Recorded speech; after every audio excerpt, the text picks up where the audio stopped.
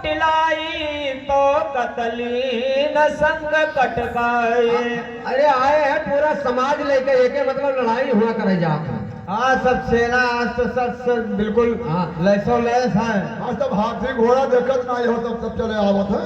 ऐसा करो सुनो फरसा और टेंगारी और कुल्हाड़ी और जो जरा हो सामान सब लेके आओ। देखो हम लोग पहले इनसे लड़ाई करवे।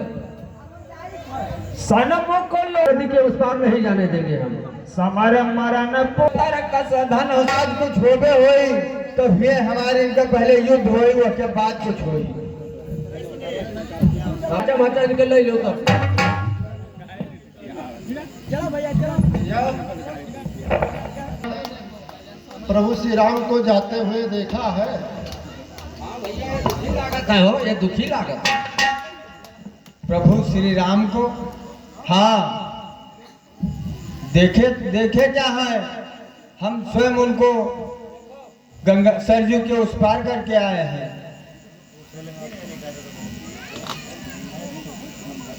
अच्छा एक पूछा था भैया आप के हो, कहाँ से आए हो? हम उनके छोटे अनुज भरत हैं। हम उनको अयोध्या वापस ले जाने के लिए आए हैं।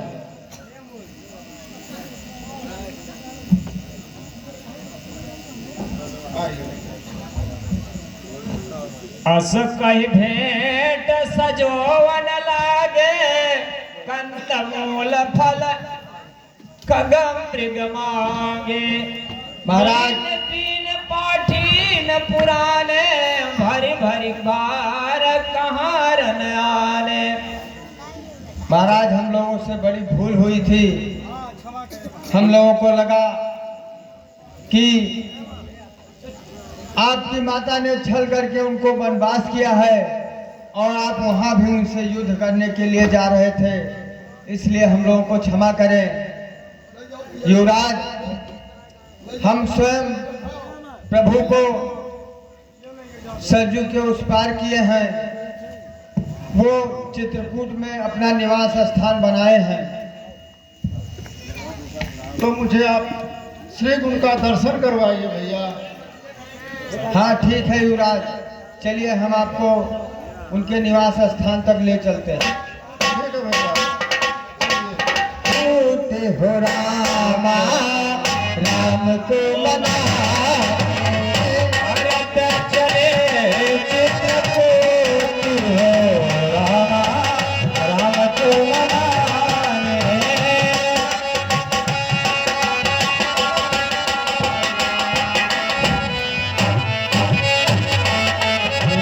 राम को मनाने अपने भैया को मनाने। राम को मनाने अपने भैया को मनाने। भरत चले चित्रकूट है रामा राम को मनाने। कौन आ गया लक्ष्मण? भरत आ गया भैया, आपका चहेता भरत। क्या भरत आया है? हाँ भैया। कहाँ हो? आ रहा है, ऊपर चढ़ाई कर रहा है। ए भाई शीघ्र आज्ञा दो, भाई को अब समझूंगा मैं। अन्याय न्याय पर चढ़ता है, एक कैसे होने दूंगा मैं। वैसे हितल चल रहा है, मजले माँ की करतूतों से दुख होता है राज छूटने का। पूछे कोई रजपूतों से, इस पर भी वह संतुष्ट नहीं। सेना में लड़ने आता है, असहाय समझकर धन में हमको घेरने पकड़ने आता है। ये नहीं जानता है कायर, कुछ जीवन है निर्धन में भी। यदि घर में एक बड़ा होता, एक ही पन में भी ए नाथ रखते रहे सदा। पर आज रोकना नहीं मुझे, सौगंध आपको है मेरी। इस समय टोकना नहीं मुझे, यदि पुत्र समझता कहूँ मैं तो उसका चर्मन मिटा दूंगा। सौगंध इन्हें चरणों की है, तुम्हें पर मुझे दूंगा। हम भी तो है सोच कर करे उपाय, कब तक मन मारे रहे, साथ करे अन्याय। छत्री शुद्ध होकर करे, नीचे को क्यों मात, साथ नाथ का और फिर धनुष बाण है हाथ। भाई कैसा भाई, भाई तब था जब निर्मल था, हयास तीन का सांप आज, जो कभी भुजाओ का बल था। उससे है कुछ पैर नहीं, झगड़ा है उसके बुरे विचारों से।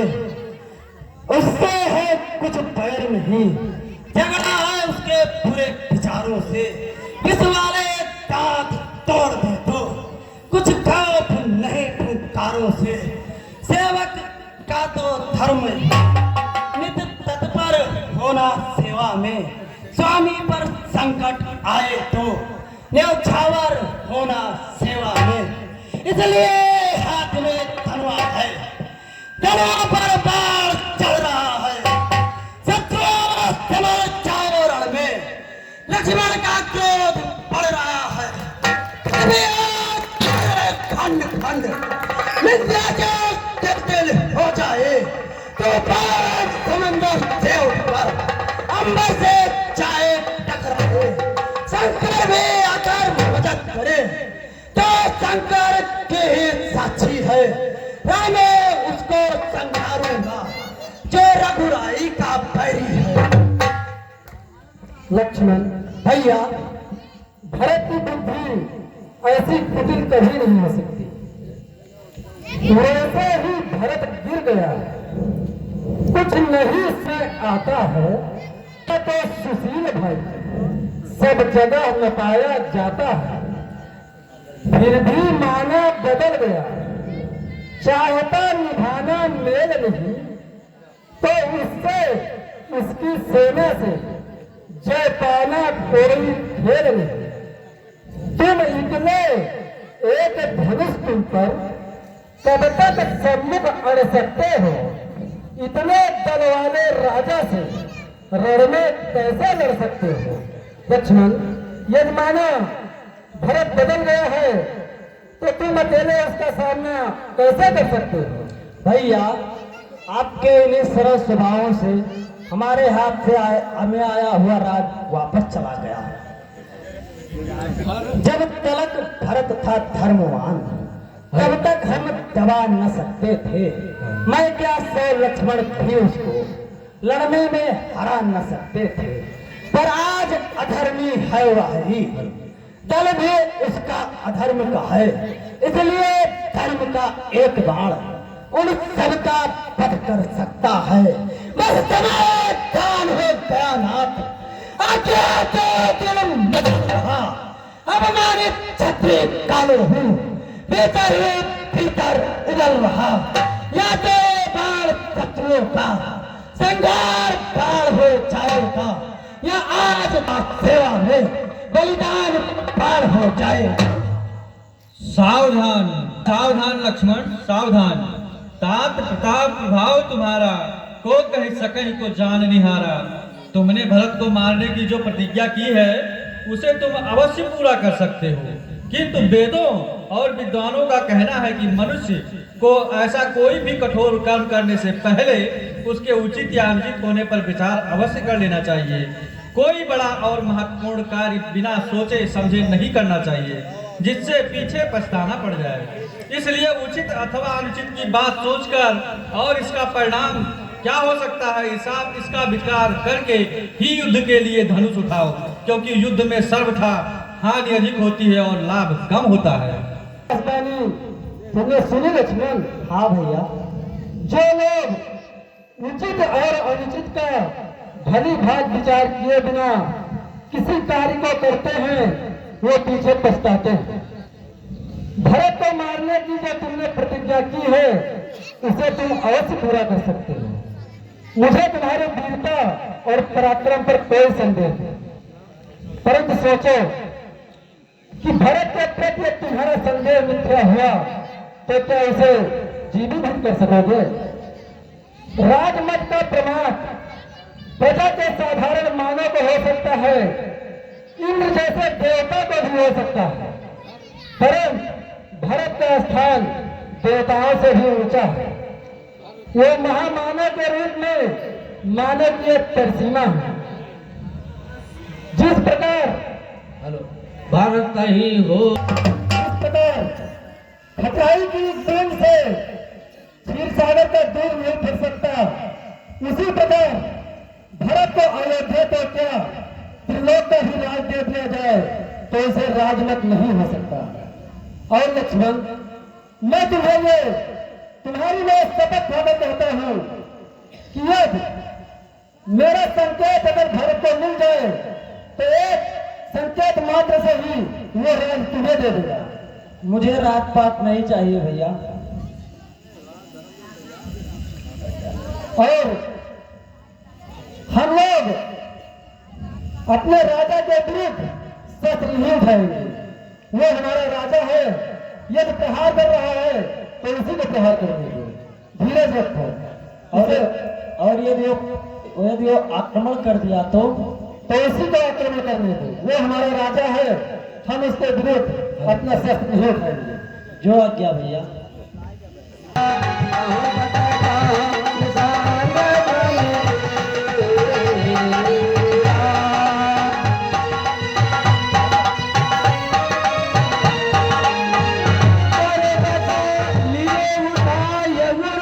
लाए कृपा निधान, भरत राम की मिलन लगे, बिसरे सब ही अपान। मिल प्रेम रिपुसूद नहीं, केवट भेटे राम, भूमि बाय बेटे भरत, लक्ष्मण करत प्रणाम।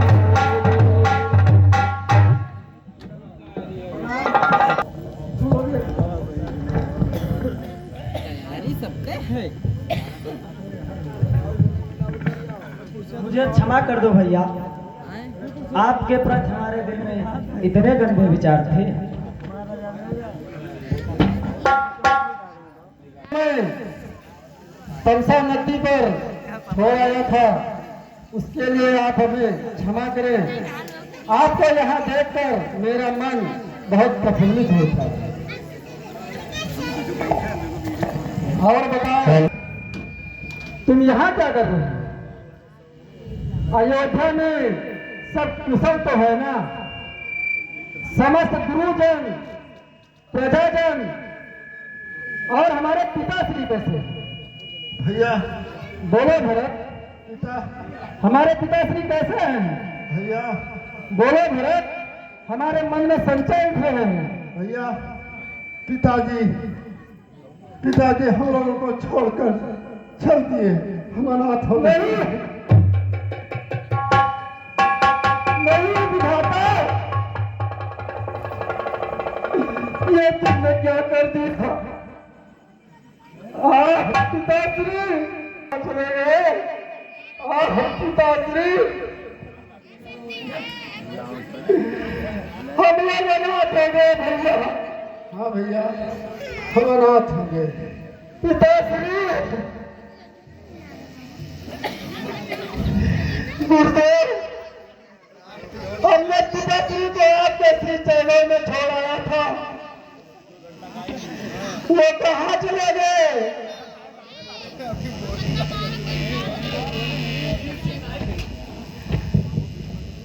श्री राम, विधाता को कौन टाल सकता है? उसकी जैसे मर्जी होगी वैसा ही सहन करना पड़ेगा। ये सब विधाता के अधीनस्थ है, इसमें किसी का बस नहीं चलता है।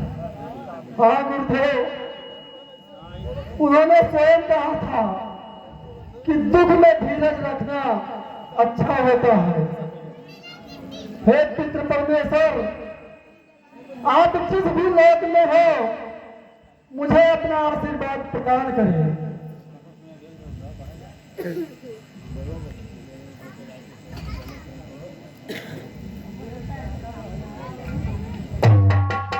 हाँ, और ज्ञान के भंडार हो, सबके मन के भाव तुम पर विदित हैं, और इसमें खरा और खोटा कौन है इसकी तुम्हें पहचान है। तुम ये भी जानते हो कि भरत तुम्हारे पास एक प्रार्थना लेकर आए हैं और उनकी प्रार्थना का समर्थन करने के लिए माताएं, प्रजाजन, मंत्रीगण और अयोध्या वासी हम भी साथ आए हैं। तुम्हारे वियोग के अथाह सागर में डूबे हुए इन प्रियजनों की दशा बड़ी करुणाजनक है। तुम तो करुणा के निधान हो, अब इनका दुख कैसे दूर हो वह उपाय तुम्हें अवश्य करना चाहिए, यही तुमसे प्रार्थना है। हे पूज्यवर, हमारे कुल में गुरु की आज्ञा का पालन करना परम धर्म माना गया है। इसलिए आप जो भी आज्ञा देंगे हम लोग उसका पालन करेंगे। अब आप ही लोकमत, साधु मत, राजनीति और वेद शास्त्रों में कहे गए धर्म के अनुसार जो भी आज्ञा देंगे हम उसे श्रेयधार्य करेंगे। श्री राम, जो द्वार पर आता है उसे केवल अपना दुख और अपनी आवश्यकता दिखाई देती है। याचक नीति और अनीति नहीं सोच सकता है। इसी प्रकार हम याचक बनकर आए हैं। भरत की पवित्र तीव्र धारा में हमारी बुद्धि, हमारा विवेक बह गया है। इस समय हमें साधु मत, लोक मत, राजनीति और शास्त्र सम्मत का धर्म का आभास नहीं रहा। हमें केवल भरत का प्रेम, उनकी व्यवस्था ही दिखाई देती है। हम इतना ही कह सकते हैं कि भरत का प्रेम देखकर जो किया जाएगा वही शुभ होगा। तात भरत, तुम्हारे बड़े भाई कृपा सिद्ध हैं, अतः सब संकोच त्याग कर अपने हृदय की बात कहो। परम पूज्य गुरुदेव, भैया, समस्त ऋषिगण, अयोध्या राज्य के मंत्रीगण और प्रजाजन, मैं आप सबके सामने खड़ा होकर ये प्रतिज्ञा करता हूँ, ये घोषणा करता हूँ कि हे रघुनंदन रघुकुल भूषण, हे रघुनंदन रघुकुल भूषण, रघुपति रघुराई, और छोटे आरती शरणागत को, गैरी के बड़े भाई, माता से न्यायवान, और उसका है पश्चाताप उन्हें, और गाया जाता है दिन प्रतिदिन।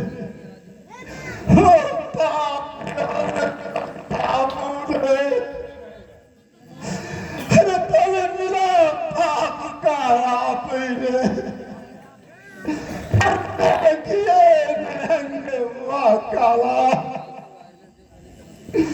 अरे उस पाप कालिमा के कारण मुझे का रंग हुआ काला। अरे इनके जन्म सुधरने का अरे साधन यदि कुछ हो सकता है तो यही श्री करुणा निधि का करुणा जन्मल हो सकता है। जो ज्येष्ठ अवध के राजा है, अरे वो चले अवध का राज करे, और शत्रु हमें सहित हम तो भाई वन में रहने का काज करे। जैसे भी वो लौट ले अवध, अरे इतनी तेरे भिखारी की, और ठाकुर जी के मंदिर तक ही अरे भैया होती है तोड़ पुजारी की। भैया आप अयोध्या वापस चलिए, आप अयोध्या वापस चलिए, आप अयोध्या वापस चलिए भैया। भैया। तुम अपने मन में ये क्या गलान कर रहे हो? मैं भगवान शंकर को साक्षी करके कहता हूँ कि तीनों काज और तीनों लोकों में तुझ जैसा धर्मात्मा पुरुष न हुआ है और न ही कभी होगा। तुम्हारे जैसे महात्मा का नाम स्मरण करने से लोगों के पाप, प्रपंच और समस्त अमंगल मिट जाते हैं। तुम पर कुटिलता का आरोप लगाना महापाप होगा और माता कैकेयी को भी वही मूर्ख दोष देंगे जिन्हें गुरु से सच्चा ज्ञान प्राप्त नहीं हुआ। और जो तुम हमें अयोध्या वापस लौटाने की बात कर रहे हो, हमें राज देने की बात कर रहे हो, तो धर्म कोई व्यापार नहीं होता जो वस्तुओं का अदल बदल कर दिया जाए। धर्म कठोर और व्यक्तिगत होता है।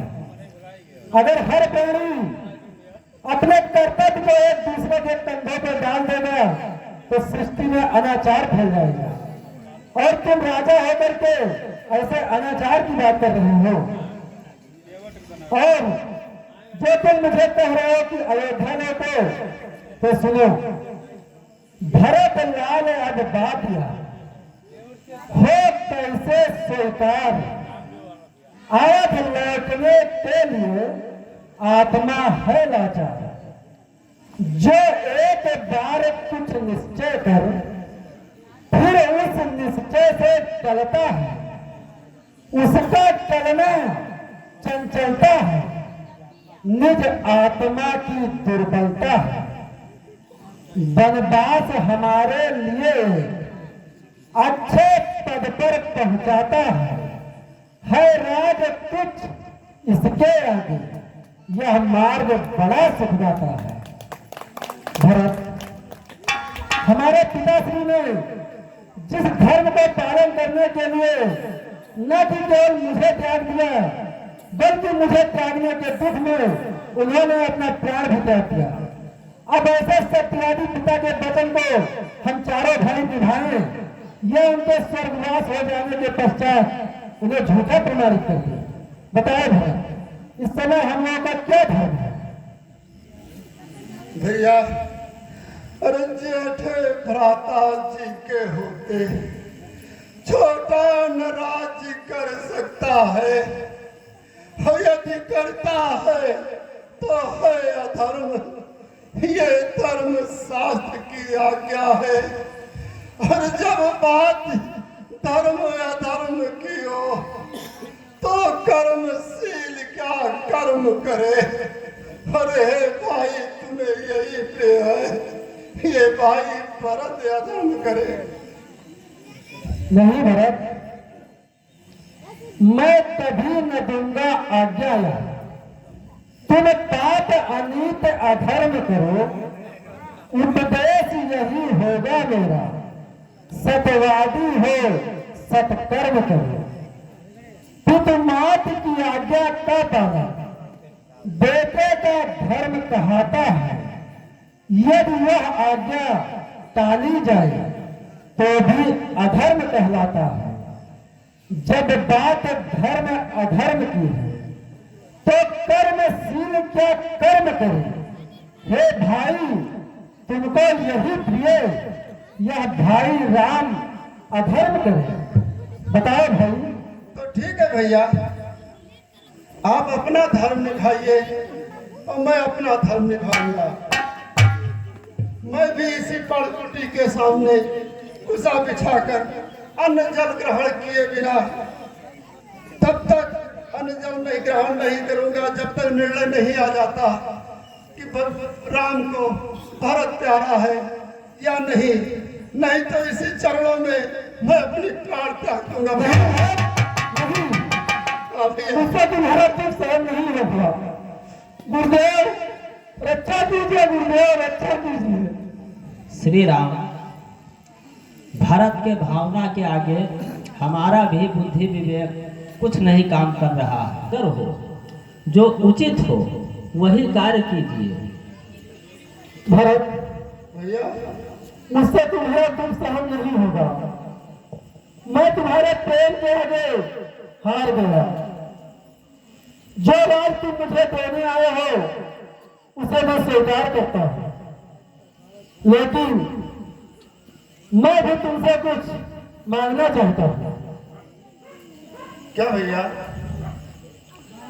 जो राज तुम मुझे दे रहे हो उसे मैं तुम्हें 14 वर्षों के लिए एक धरोहर के रूप में दे रहा हूं, जिसे तुम देखभाल करोगे और राज चलाओगे। परंतु भैया मैं तो अबोध बालक हूँ, मुझसे राजपाट नहीं होगा, मैं इसका शासन नहीं कर पाऊंगा। भरत मेरे भाई, आपको राज चलाने में आर्य सुमंत, आर्य जयंत और महात्मा सिद्धार्थ मंत्रिमंडल जो है वो आपको राज चलाने में आपकी सहायता करेगा और गुरुदेव से आज्ञा लेकर सारे कार्य को करोगे तो राज सुगमता से चलता रहेगा। बड़े निर्मोही हो भैया, आपके प्रेम का कोई मोल ही नहीं। भरत, प्रेम किया है तो बिन मोल बिक जाए। अच्छा तो बिक जाता है। शायद 14 वर्षों का विद्रोह ही हमारे पापों का प्रायश्चित कर दे, परंतु याद रखना भैया, 14 वर्ष पूर्ण होने में अगर एक भी दिन देरी की तो इस भरत का चिता जलता हुआ नहीं भरत, नहीं, ऐसी बात अपने मन में कभी मत लाना। मैं तुम्हें वचन देता हूँ कि 14 वर्ष के बाद मैं एक भी दिन देर नहीं करूंगा, मैं सीधे आपके पास आ जाऊंगा।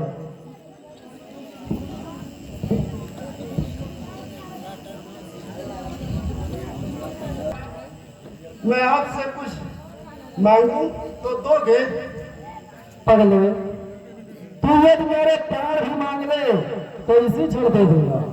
बता तुझे क्या चाहिए? मुझे अपने चरण पादुका दे दीजिए। चरण पादुका किस लिए भरत? भैया मैं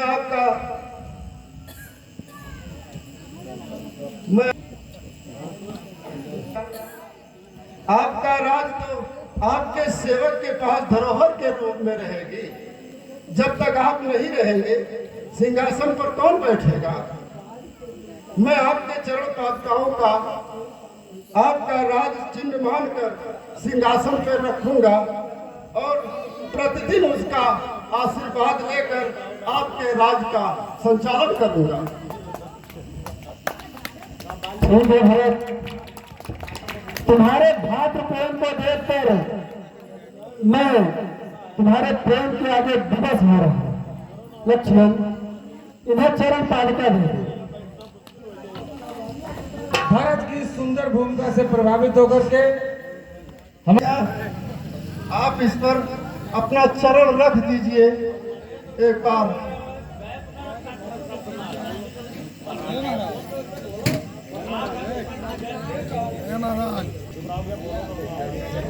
राम भक्त ले चला रे राम की निशानी, राम भक्त ले चला रे राम की निशानी, राम भक्त। हाँ बंधु, लक्ष्मी टेरेस पूजा समिति के चेयरमैन श्री मोहित भैया सेठ जी के तरफ से भरत और राम के इस सुंदर संवाद से प्रभावित होकर के 200 रुपया पुरस्कार आया है। हम और हमारी समिति को कोट से धन्यवाद देते हैं।